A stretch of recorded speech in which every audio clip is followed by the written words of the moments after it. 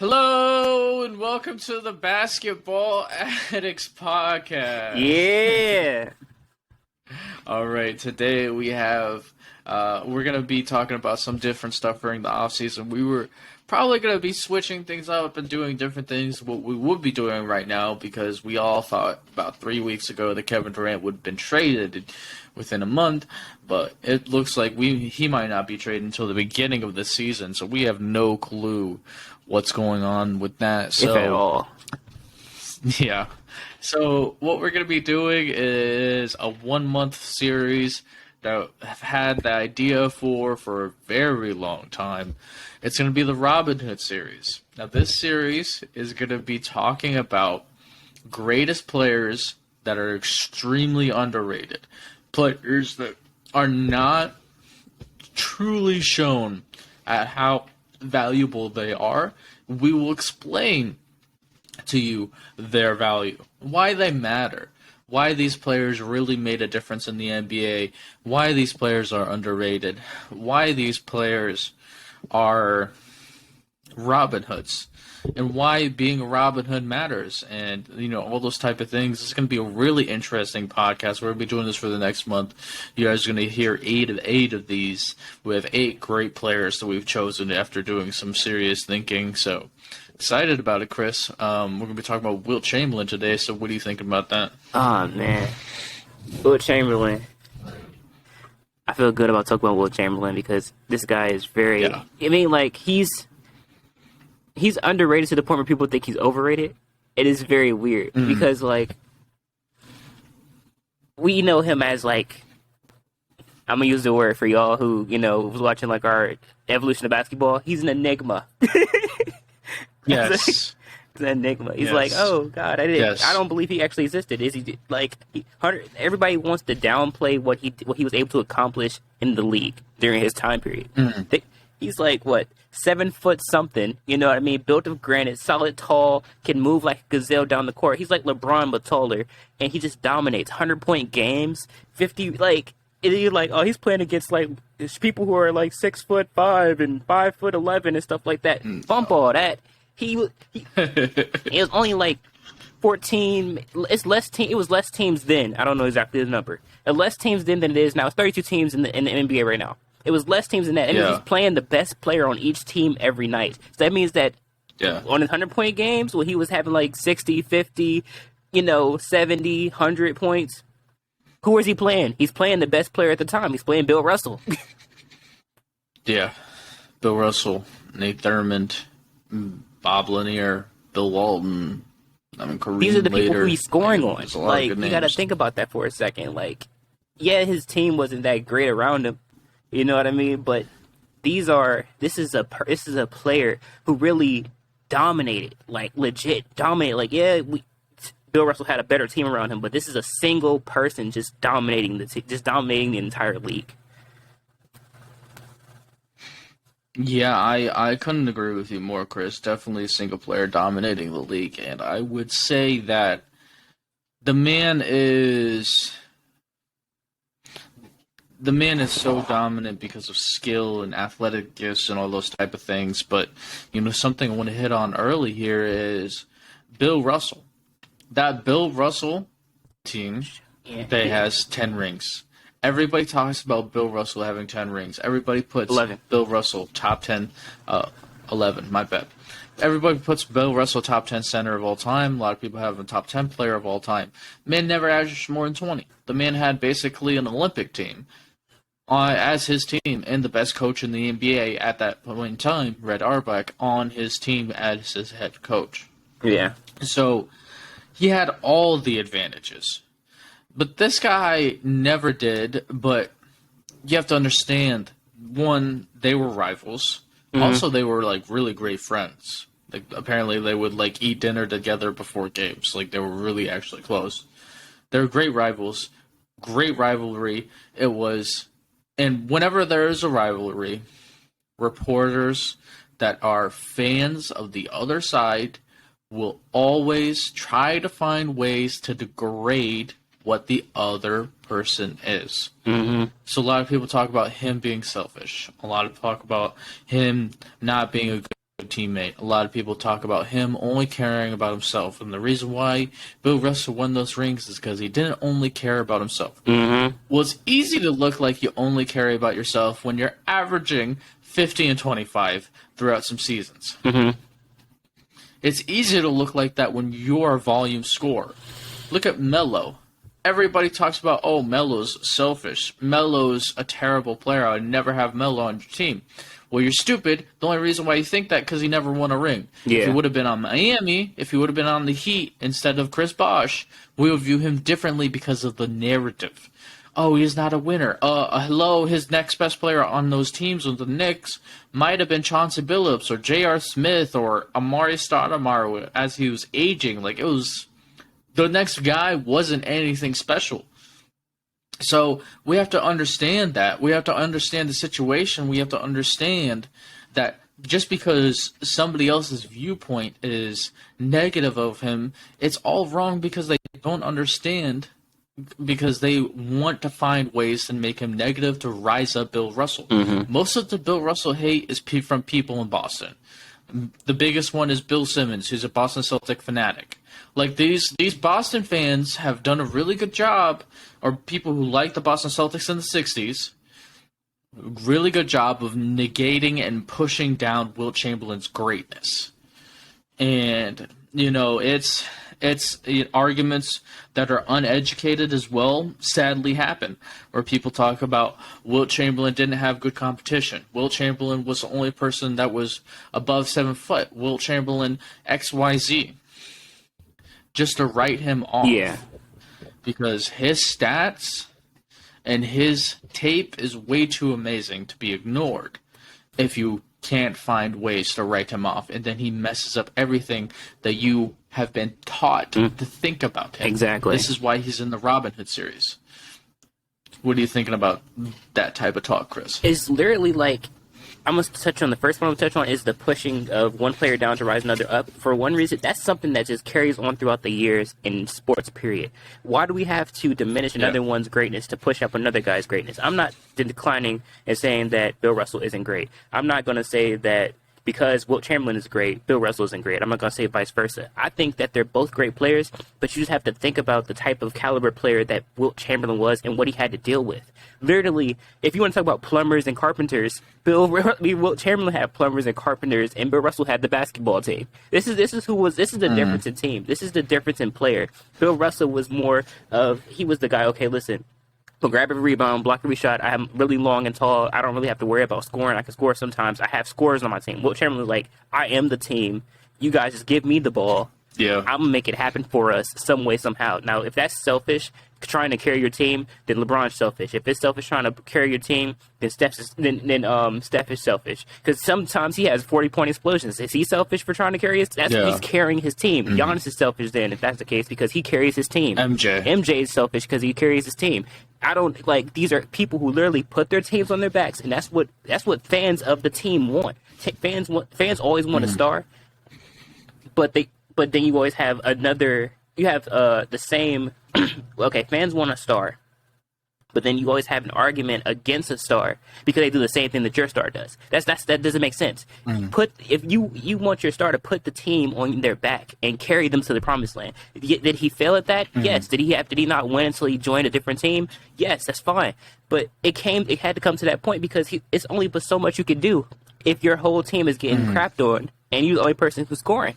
You just like get out the way. I got this. I'm gonna try at least give my 100%.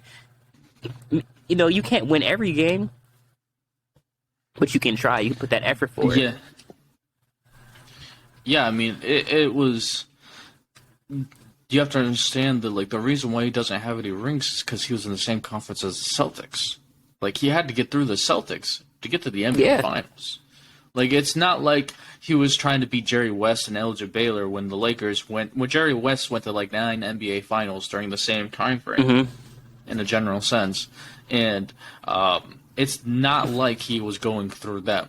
And he had to go through Boston, who had athletic players and had the Olympic team over there that won 11 rings. It ran the fast break like crazy. You know, yes, true. Very true. and had like really elite off-ball movement for that time frame. Sam Jones and some of the stuff Bob Cousy does coming off ball and making catches and getting handoffs from Bill Russell is very much like a lot of off-ball movement that we see today. So it was definitely something completely different from what Wilt did. Wilt was the man carrying the team. And, you know, once we got past that part, I really got to talk about Wilt the player. Look, for the gazillionth time, I don't care what a book says. I don't care what some guy on TV says. Make your own gosh darn opinion. Actually watch these guys. Yeah. Watch the era, because then you'll understand where we're coming from with this. This guy is a demigod. Yes. Comparatively speaking to the 60s, he is by far and away the most amazing. And it's not even close. He was a guy that was, if he was born tomorrow and we saw him play in the NBA 20 years from now, we would be like, yeah, I could see 20 years from now the basketball is going to be so crazy there's going to be a guy like this. Yeah. Like, he was a guy that's just way before his time with athletic gifts. So you have to understand that just because somebody's taller doesn't mean he's better. Mm-hmm. So, you know, we had the privilege of being Cleveland Cavalier fans and growing up and watching Zydrunas Zagauskas. Mm-hmm. Zydrunas Zagauskas was a 7'3" center from Europe. Yugoslavia or something, somewhere in Europe. Yeah. Lithuania or something. It was one of those countries. But you have to understand where I'm getting at here was he had good post skill. He was a pretty good shot blocker at the rim. But what he was is he had cement for feet. Cement for feet. Most people that tall have cement for feet. And the special ones that are over 7 foot are Shaq-like, David Robinson, Hakeem Olajuwon. Hakeem's got ballerina for feet. David Robinson's all this bulk and just athletic gifts and ripped and like muscles on muscles on muscles. Shaq is huge, right? These special athletes at that size was where things become special for the position. So I want to explain that because a lot of people talk about, oh, he's just taller than everybody else, so he could just dunk on everybody else. Like, it's not like he played against 6'5" players at the center position. Like, get out of here. Bill Russell's 6'10" with, you know, he was in the Olympics. Almost missed out on the Olympics for being a long jumper. Like, apparently he got tied for third place with somebody, but he was friends with him, so he let him go because he was focused on basketball. Mm-hmm. Like, he had real hops. Like, Bill Russell's ridiculously athletic. Nate Thurmond was a guy who was built like Mo Bamba, whose fingers basically touched his knees. Like, long arms. 6'11", bulky built out of granite. Like, he had to play against Walt Bellamy, 6'11", guys like 270, bulky, strong, like a bull. Yeah. Like, it's not like you have to really understand and watch him play against people and watch that era to understand the center position was really good. Because there was 14 guys in that league that were just good. And it was the 14 best human beings on planet in America that America could produce, all playing at the center position. Yeah. And they had some freaks. There was a lot of number one draft picks at the center position in that era because of gifts. So you have to understand, okay, just because he might be an inch or two taller than everybody else doesn't make him better, because if that was true, then why wouldn't Zydrunas Zagauskas average 20-25 when he was the tallest player in the NBA after Yao Ming went away? Yeah. Why didn't Yao Ming average 50? He's 7'6". Pretty smooth for that size, had mid-range shot, post. Does it make him the most dominant center of all time? No. Okay, what about Manu Bol? Manu Bol is 7'7". And he can shoot a 3. 7'7". And he could shoot a 3. And he averaged like 12 to 10 points per game. Like, he's not, like, these, you have to understand, height doesn't change everything. Just because you're tall doesn't, because you put somebody like Bol Bol on Shaq's just like, I'm huge, goodbye. Yeah. So you have to take that. You can't just use something as simple as that argument to negate him. Okay, so this is why he's so special. He is built out of, he's like David Robinson, where it is ridiculously bulky, like ridiculously strong. Like the man's a man-child in strength. And he is a man-child in speed, quickness, athletic gifts, verticality. Dear goodness, you have to understand that this guy could touch the top of the basketball.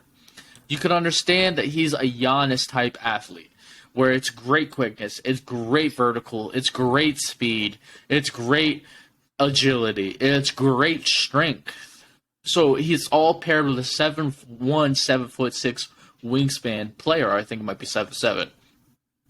You have to put all of that together to understand, okay, he has special gifts. Because he is faster than Hakeem and David Robinson up and down the floor. Oh, for sure. Not even close. He is a top 5 strongest center ever.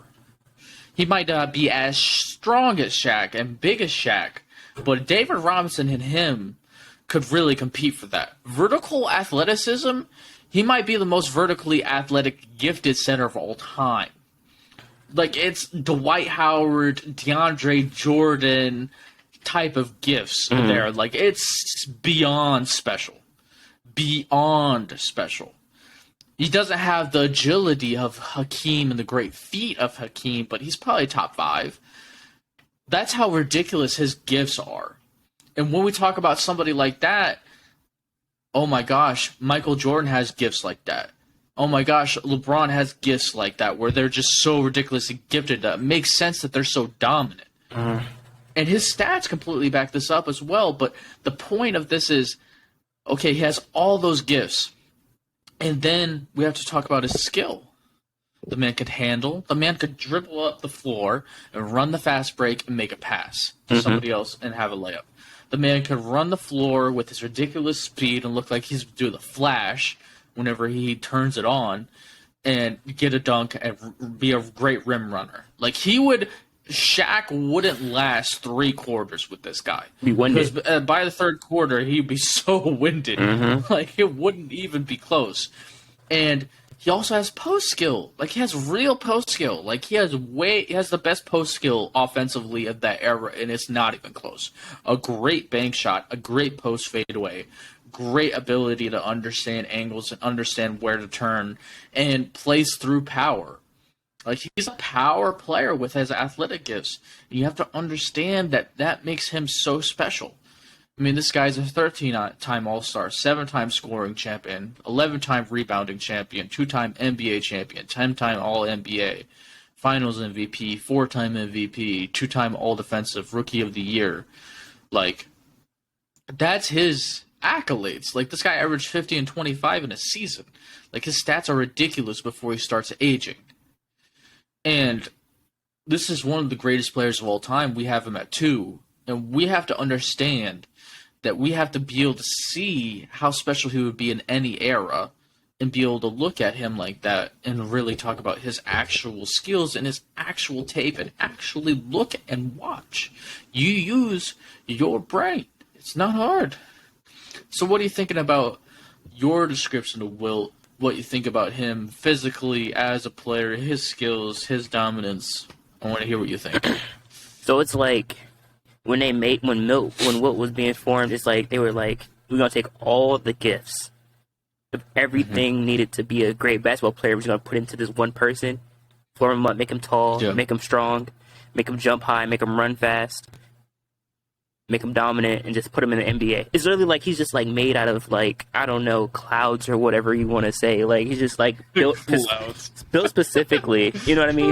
You know what I'm saying? Like, something magical. Like, it doesn't seem real, is what I'm getting at. It seems like he's a myth. Like, he never truly existed. You know what I mean? Because one problem with greatness is that,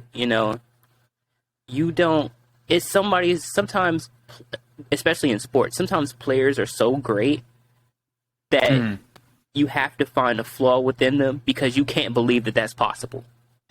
because the players before then and the players that you respect the most aren't able to do that. So you're like, oh yeah, he's a selfish guy. Oh yeah, he can't play for real. Look who he's playing against. Everybody's like 6'5" and under. You know what I mean? Like something like that. When you have somebody so great and it just feels like they're not even real, like they don't exist. It's funny, right? That the only thing we have to prove that he had a 100-point game is a slight recording of him scoring his 100-point game. Is his 100th point. That's really it.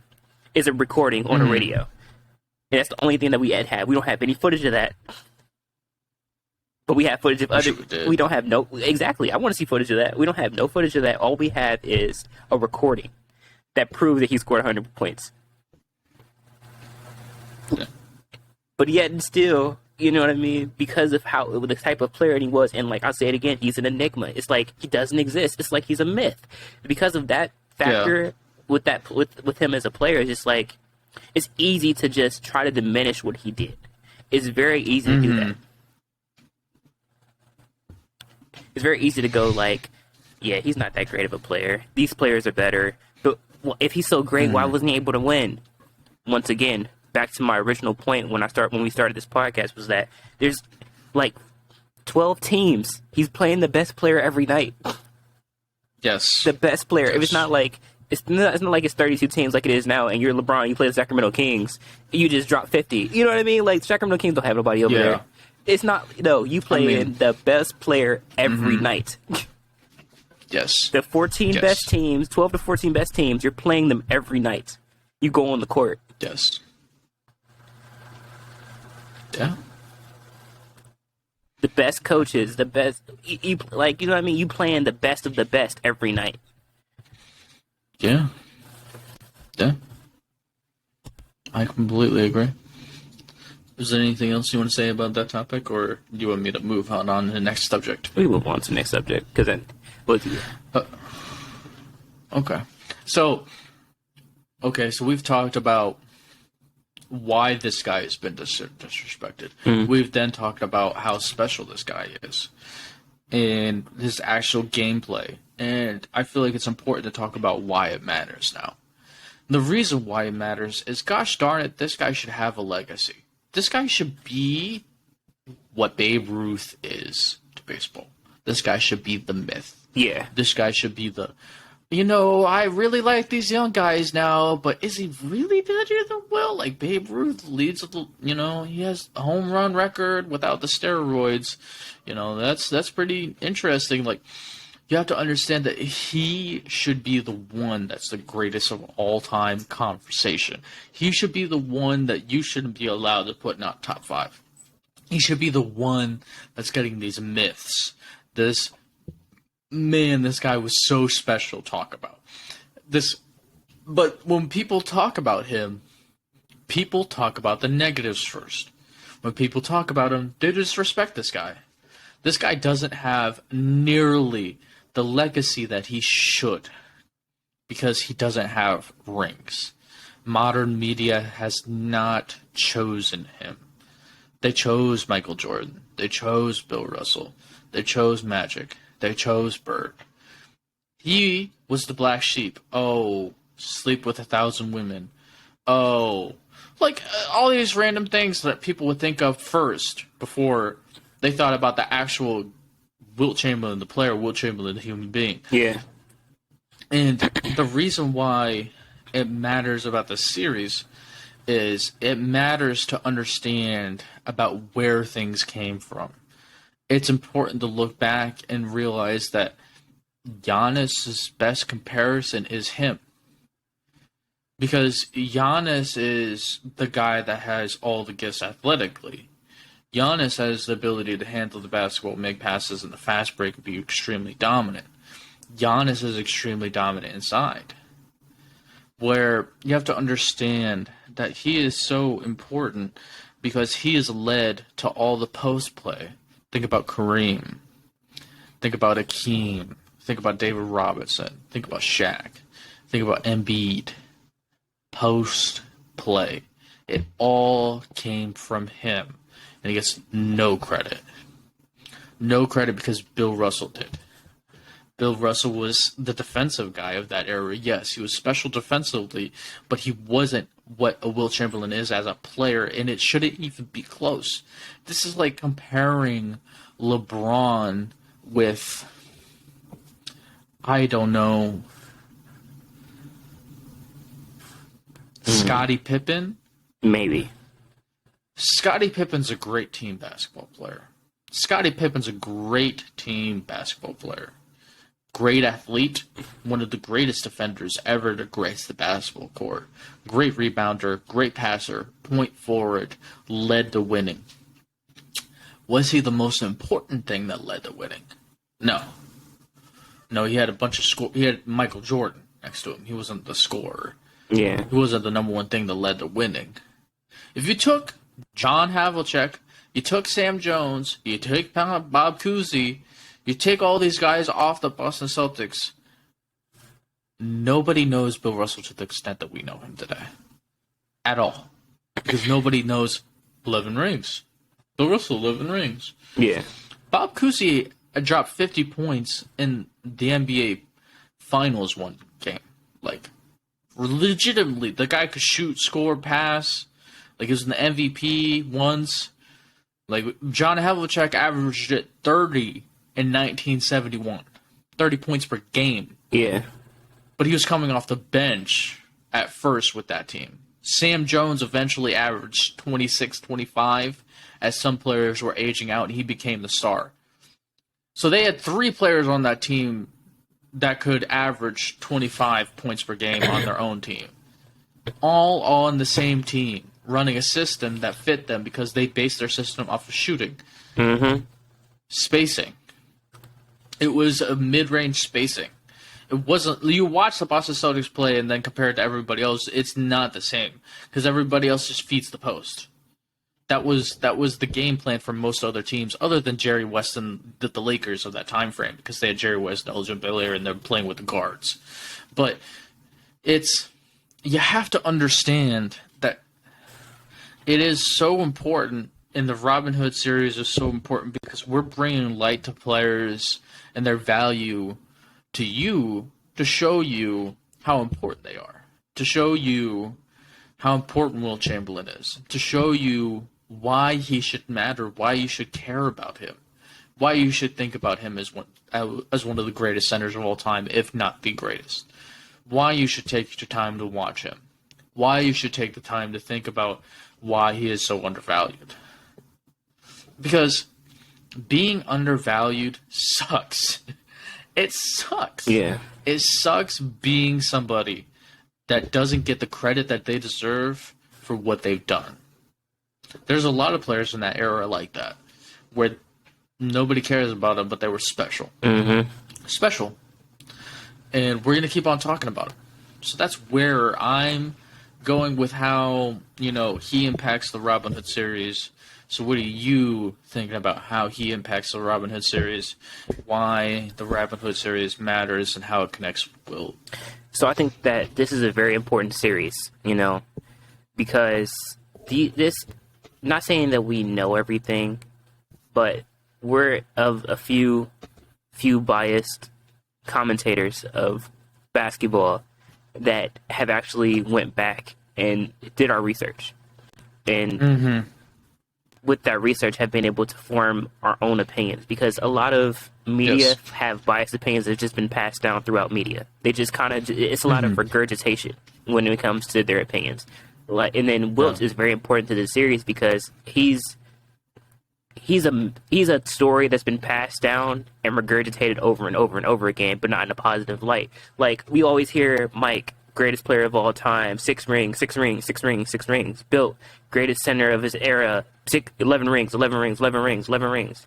But when we hear Wilt, it's always negativity. It's always, well, he wasn't a great player. He wasn't a good teammate. He was selfish. You know what I mean? 1,000 women. And then when you do hear something about Wilt, it just doesn't seem real because you've already been fed all the negativity. Like, did you know that Wilt Chamberlain was a globetrotter at one point? That he handles the ball like LeBron, moves down the court and pass on the fast break with one hand, scoop passes like it's nothing. Did you know that he beat Jim Brown in the foot race? Do you know that he could have went to the Olympics and won Olympic gold? Do you know this? Do you understand that this is the caliber of player that we're talking about? That you can, it's so. And I'll just get back to my other point, which is that he's to the point of greatness where it's just hard to believe that it actually happened. Mm-hmm. The fact that it's so hard to believe, it makes it so easy to diminish his legacy and what he actually was able to bring to the game of basketball, because you can't believe that it actually happened. I can't. Look, I've seen clips. I've heard the recording. I don't believe it actually happened, but I'm still not going to diminish his legacy because we understand that there's a picture out there that exists with 100 points written on it. That's not fake. That's not photoshopped. There's no Photoshop back then. He was just like, let me get a marker and write this on there. That don't happen for everybody because Devin Booker took the same picture. Kobe took the same picture, so they just faked it too. Mm-hmm. We can't push down a great player to lift up another. We can't push down a great player because of media narratives. We can't push down a great player because we just can't believe that their greatness ever existed. We can't do that. That's why this series is important. That's why Wilt's important. That's why he's the first player on this list of our series, is because there's not one more disrespect. There's not a player more disrespected in the annals of history, in NBA history, in the annals of NBA history than Wilt Chamberlain. Wilt Chamberlain. Mm-hmm. Wilt Chamberlain. Wilt Chamberlain. You said it best. You said that we can't, not that you didn't say this, but you basically said, like, we don't hear the comparisons of Giannis to Wilt. We don't hear the comparisons of Shaq to Wilt.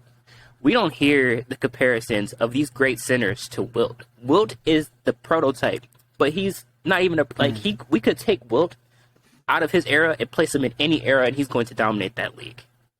Yes. He's the prototype, but he's a prototype that fits every era. Mm-hmm. And could dominate.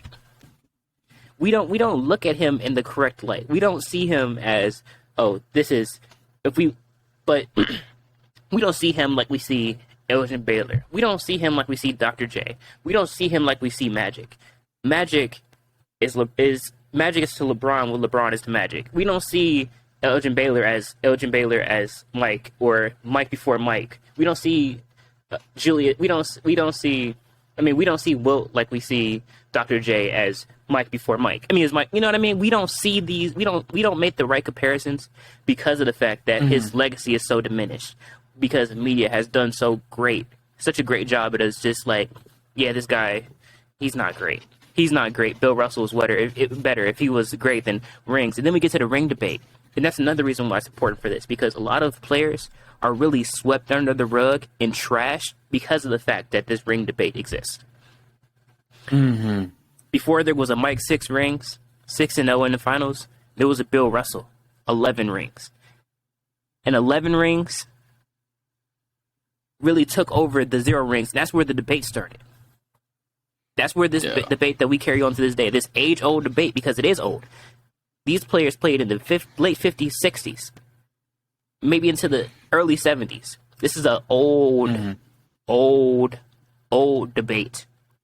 And we're still dragging it out years and years later. We're in 2022, and we're still using the same debate that these players used before social media, when there was just a paper. And people were typing and sending out papers. And saying, and it was a sports column. Before there was actually TV networks dedicated to this. Before there was stations dedicated to this. Before there was pages dedicated to this. We're just spewing out the same age-old debate. And we can't keep doing that. We can't keep forcing this debate. This debate is old. Hundreds of years old. Mm-hmm. Yeah. That's why this is important. I agree, man. That's important. That's why it's important. Because these are old debates. We have to let these debates go. Rings will never equal greatness, because basketball is a team sport. Yes. And you don't win basketball games by yourself. Mm-hmm. Proof in the pudding. Wilt Chamberlain. Wilt Chamberlain scored 100 points, and he only has 2 rings. Yeah, and the 2 were with Jerry West. Well, you got one with Philly, but the other one was with Jerry West and that other guy. He was averaging 25 and like 6. Like, think about that for a Keep on second. going while I look him up. Yeah, go ahead. But you know what I'm saying? That's why the ring debate doesn't exist, because it don't look. Mike had the best team of that era, period. And once they got Scott, he couldn't win without Scotty, because if he, like, just in comparison right here, I'm just going to throw this debate out there, and then we can go wherever we want to go from there. Jordan did not win every playoff game, did not win every series until he got Scotty. Scotty was the missing piece that led him into those 6 finals. There was no I in team. There's no I do it by myself. Kobe. Do you think Kobe would be Kobe without Shaq? Guess we would still look at him in highlight, but would he have won without Shaq? Yeah. And if he didn't need Shaq, why when Shaq left did he start losing until 2008? When he finally got Pau Gasol. Team sport. Andrew Bynum came into his own. Like, think about this for a second. If it's just one player can do it, and that's where our debate comes in. It doesn't make sense. The rings don't make a difference. It shouldn't make a difference because it's a team sport. You need a team. If that was the case, then Kobe would have won without Shaq. If that was the case, then Michael Jordan would have more rings because he's been knocked out in the first round until he got Scotty. Every year, first round exit until he got Scotty. This ring debate doesn't make a difference. It shouldn't make a difference. This should not be how we quantify and rank players based off of rings. It should be off of accolades and what their impact on the game. That's where the standards where it should be set. Because we can't say, I mean, everybody they use these age-old debates. 50s, 60s, 70s. This is where rings matter. They was like, oh yeah, Bill Russell got 11 rings. He's winning. He's winning more than Wilt Chamberlain. Wilt Chamberlain's the better athlete. He's the better player. You would never say that. You always say that, oh, LeBron is not better than Mike. LeBron's the better athlete. He's the better player. His type of game leads to winning. Mm-hmm. Mike's game, he's a winner. He's a killer, yes. But his type of, if he led to winning, then he wouldn't have needed Scotty. Mm-hmm. These are teams. The Golden State Warriors is the purest example of a team. You think that if Steph was on that team by himself, he would have went to the finals and won? With nobody. Without a team. Then you also have to take into account coaching and the system that he's in. The system works better for him. Maybe he's not the best example, but think about that for a second. Would he have won if he never got Draymond and Clay? If they were never drafted? Would Giannis never won if he didn't get Chris Middleton and Drew Holiday? No. Would Hakeem Olajuwon ever won if they didn't, who was on that team? Give me a second. Clyde Drexler for the second time around. But at first it was Kenny the Jet Smith, Vernon Maxwell, and that one forward who has a lot of rings jumping around their team to team. Robert Horry. Team. These are teams. Rings are not individual accolades. They're team accolades. That Chicago Bulls team was one of the greatest teams of that era, period. They had the record for most regular season wins until the Golden State Warriors, as a team, broke it. These are the problem, and I'm gonna end it here. The problem with the ring debate is that it's not based off individual accolades. Rings are a team accolade. This is a team sport. You don't go in high school and say, oh, this guy has won the championship every year. He's the best player in high school. That team's the best team. T-E-A-M. Team in high school. Mm-hmm. It's a group accolade, not an individual accolade. So stop comparing players off of individual accolades. I mean, off of group accolades and not individual accolades.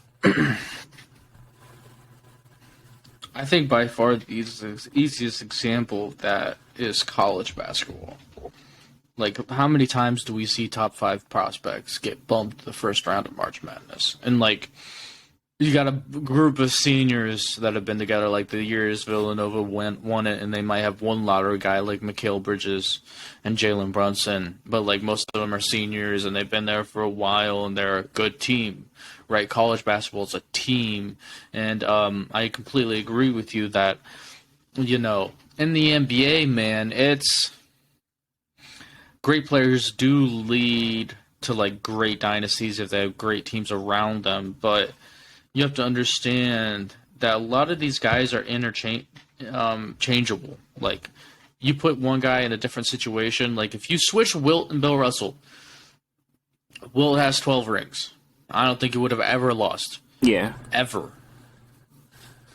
Because then we would be talking about Wilt as the greatest basketball player of all time.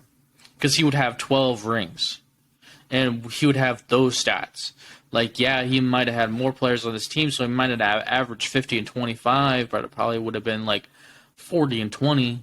Like, still would have been ridiculous. He still would have been that guy. It would have been a good fit in the system because he's a good passer. He led the league in assists one year because people were calling him so selfish. Because people didn't understand that just because a guy is averaging 50 doesn't make him selfish. Doesn't make him only think about himself.